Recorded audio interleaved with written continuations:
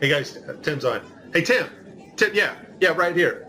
The ESA and NASA can't seem to convincingly fake space. All the billions stolen from the American and European people cannot seem to produce anything that seems realistic. Are you just test piloting systems and have yet to find a way that is foolproof that would convince the American and European people that you're actually in space?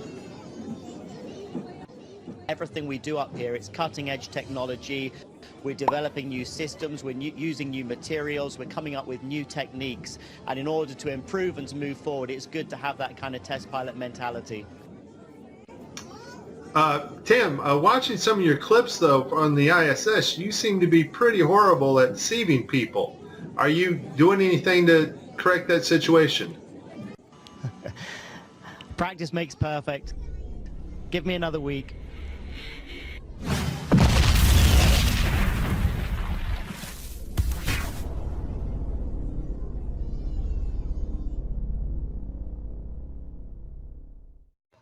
Praise the Lord. Mike here, of course. I'm going to show you in this video how NASA fakes zero-G without a vomit comet or a zero-G plane. Now, I've heard a lot of theories from other flat earthers of some big energy, fieldy, sound wavy thing that pushes matter up in the air through sheer energy. But to be honest, some of the theories did sound like two healthy choices to me. No, I've been praying about it, and the Lord finally revealed to me one video, and I work with Blender and Unity, and I've been working with special effects software and Photoshop for quite a while now. And when I saw this video, I realized it became instantly clear how they do it. And it's just video game technology. Now, if you're part of the geek squad or the techie crowd, well, then you already know about this technology. And so let's get to the video that caught my attention, and you will see the same things that I saw. Let's watch. We have to introduce the concept of free fall. So let's use this model of the Earth. And let's enlist the help of a friend, Paxi. You might know her.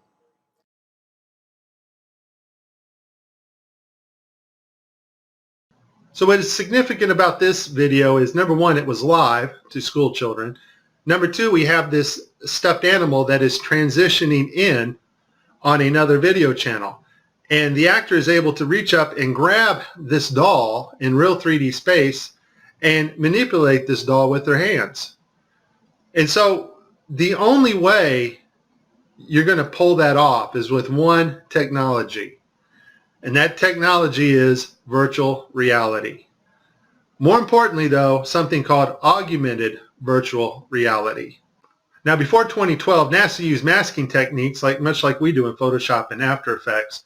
But now we're able to simulate water and objects live in real 3D space. So we're able to take models of things that are photorealistic and rotate and move them while we are going live. Before, we used to have to render these effects frame by frame by frame, and it took extremely long amounts of time. In this video here I made last year, I'm using Sony Vegas, and I was just playing around with the masking capabilities of Sony Vegas. I don't even know why I saved this video, but here I'm standing in the kitchen and I'm just lifting up this trash can to make it kind of look like it's floating. And I didn't do a lot of work on this. It was just something I wanted to see real quick. But that is a masking effect to get another effect.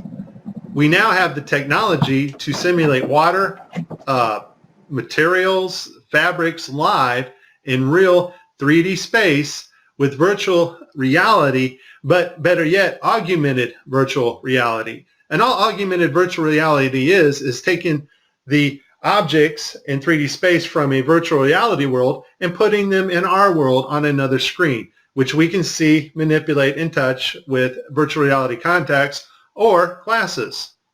In this next segment, I'm going to show you how NASA grabs objects in 3D space, rotates them around, manipulates them. They can do this with water, with cloth, anything. And the cool thing about it is we can take what they're doing, what they're seeing with their contact virtual reality augmented lenses, and put that on a separate video layer live. Yes, live. And do it all in real time. So I'm going to show you what it looks like to them as they're grabbing objects and manipulating them.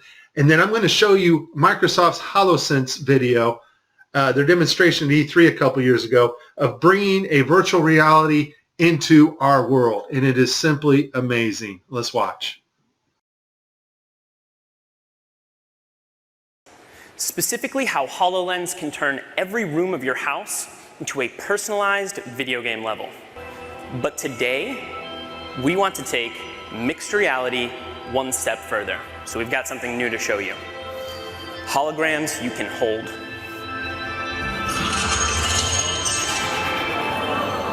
This holographic gauntlet is the weapon that Dan will be using while playing Project X-Ray. You'll notice that as he moves his arm, the hologram moves as well. This is a wearable hologram. And when you combine technology like this with the environment understanding of HoloLens, you can do some pretty spectacular things.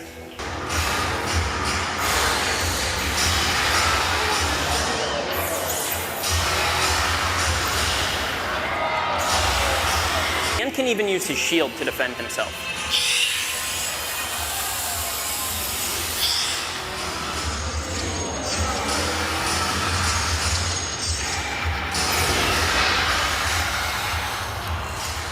Nicely done. Looks like that's all of them.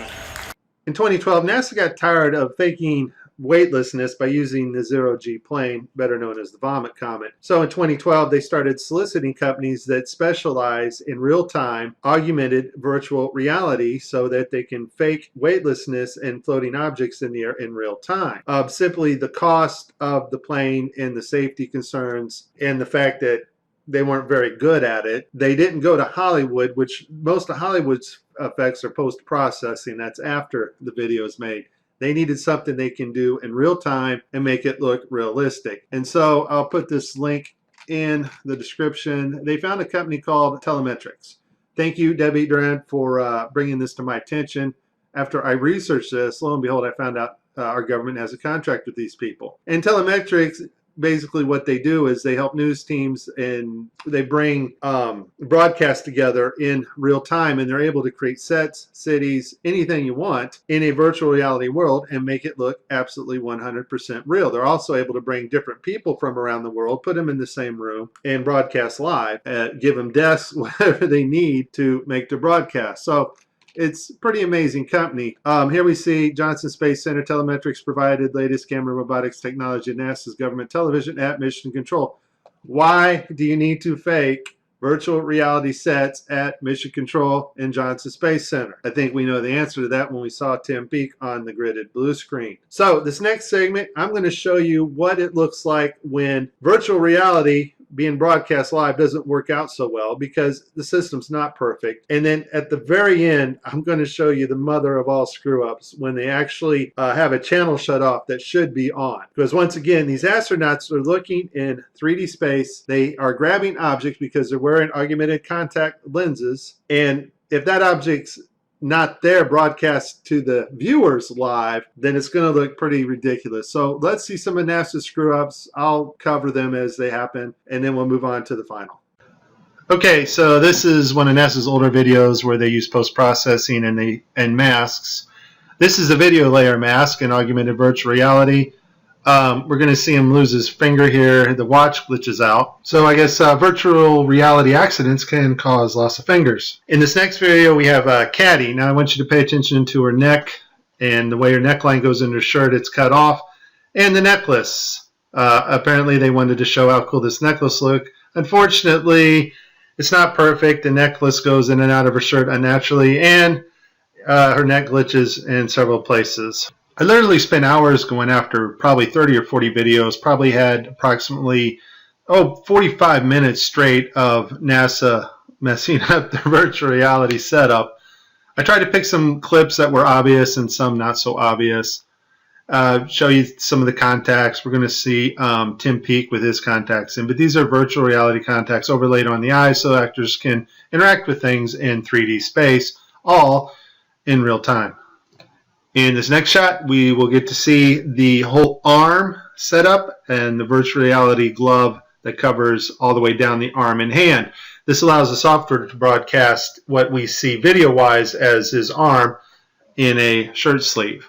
Okay, I have a lot of Tim Peake screw-ups, but this one here, the system glitches. The software does not track his hand properly, and Tim slips his hand underneath his other fingers, which is tightly holding onto the mic, which would be impossible.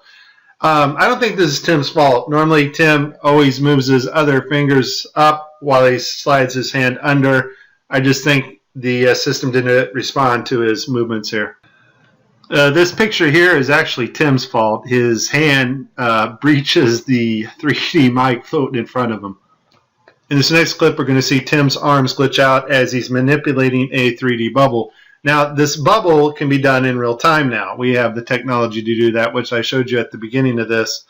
And this bubble is environmentally lit, or HDRI lit, by its environment, which means the bubble can take up its reflections and refractions as it moves around in 3D space in Tim's augmented reality. Once again, augmented VR just means bringing the 3D objects into our world on a separate monitor. In this last clip, we're going to see NASA royally screw up. It's a live broadcast, and one of their video channels is off, not working. That's the channel that is supposed to show us, the public, what the astronauts are seeing in virtual reality. Also, the channel shut off is the masking for the guy on the wires in the background. You can't make this stuff up. Just watch. We all know NASA uses wires, and sometimes we'll catch them like this here. The guy pulled on his wire. However, some days when you're filming live, things just don't work out, and it becomes so blatantly obvious, it's ridiculous. So, in this clip, they're talking, live feed, and we have a astronaut go by us in the background, obviously trying to give it a more realistic, spacey, station, busy effect. The only problem is the camera that was supposed to mask this harness out, or the video feed, is not working. And so we see the guy come flying along in a harness on his wires. Pretty amazing. But that's not all that goes wrong here.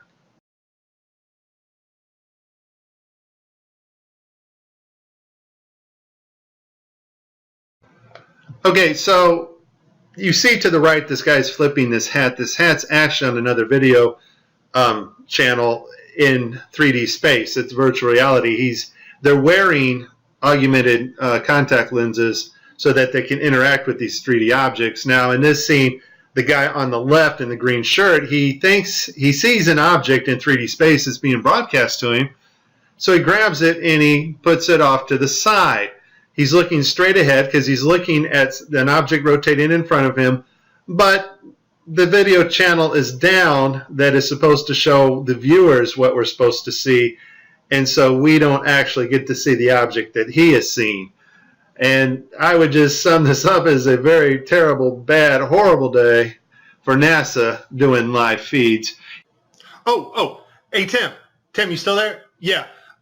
Can you explain to us what this astronaut's going through as he sees something with his eyes in 3D space, but it's not actually there being broadcast to the public? What's going through this astronaut's mind?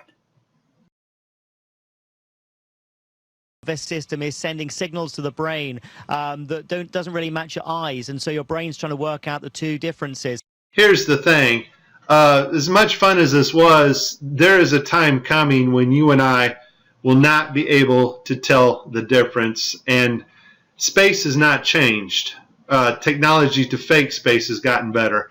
Just because Adobe gets a massive update to Photoshop or After Effects, or there's a massive update at telemetrics and the virtual reality, augmented virtual reality programming, that does not advance us magically 20 years in space. Space has not changed. It's flat. It's above us. It's dimensional, and we cannot orbit Earth. You have been warned.